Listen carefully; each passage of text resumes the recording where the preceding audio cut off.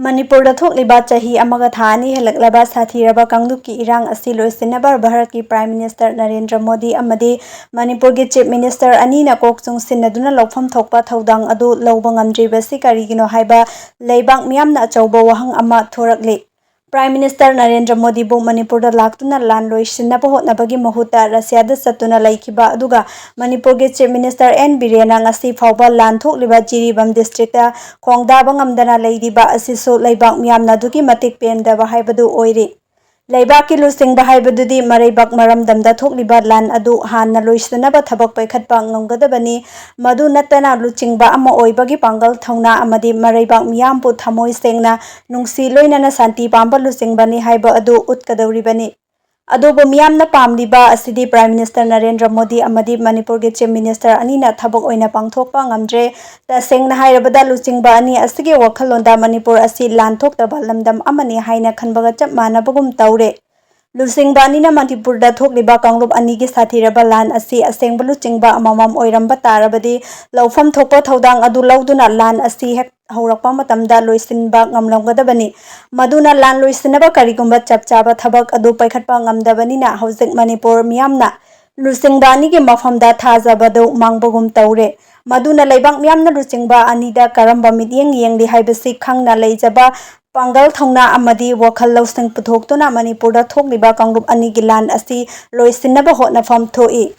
अदुगा मणिपुर मियामना मणिपुर के chief minister N बिरेंदा हंगलिबा वहंग अमना लान मरक असिदा CM ना Manipur मियामदा फोंगदोकपा वफम अमदा महाकपु मखोंग मखुत पुनसिंदुना थंबगा मानरे मखोंग मखुत पुनसिंदुना थमलगा करमना इरोइबा ngamgadौरिबनो हाइबा वफम फोंगदोइ मदुना chief minister बु मखोंग मखुत पुनसिंदुना थमलिबसी कनानो हाइबदो चीफ मिनिस्टर ना लाइबाक मियामदा मयेक सेंगना खंगहनबा मियामना पामली मदुनतना मियामदा पाउखोंग सनबगी मवोंगदा चीफ मिनिस्टर बु उपाय लेइट्रबा लुसिंगबा अमा ओइहंदुना थमले हाइबसी चुमलोय चीफ मिनिस्टर बु फजिन पुनसिंदुना थमलिबा अदु कनानो हाइबा अदु मयेक सेंगना ताकपा ngamgadabani हाइबसी मियामगी अपामबा ओइरि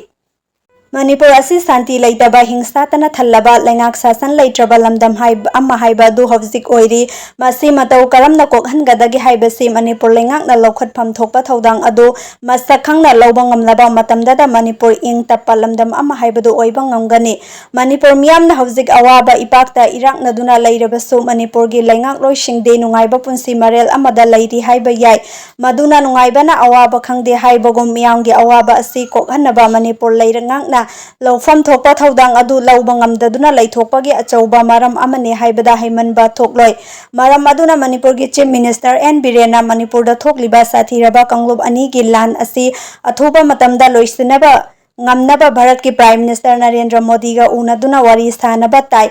मणिपुर के एमएलए मिनिस्टर सिंह हाइबदी रूलिंग अमदी ओपोजिशन हाइबा थीदना अमतो ओइना पुनसिनदुना मणिपुरदा थोकलिबा लान असि अथुबा मतमदा लोइसिल्लो हाइदुना भारत लेंगा की लुचिंगबा सिंगदा तक्सिनबा ngamba ताई मदुनतना भारत की प्राइम मिनिस्टर अमदी अतै लुचिंगबा सिंगी मफमदा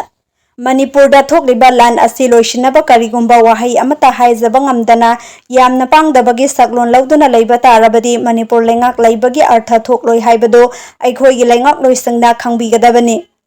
लेंगाक मपुना लानफमदा चंगदुना लान खामदुना लान लोइसिनबा होतनगदबनी।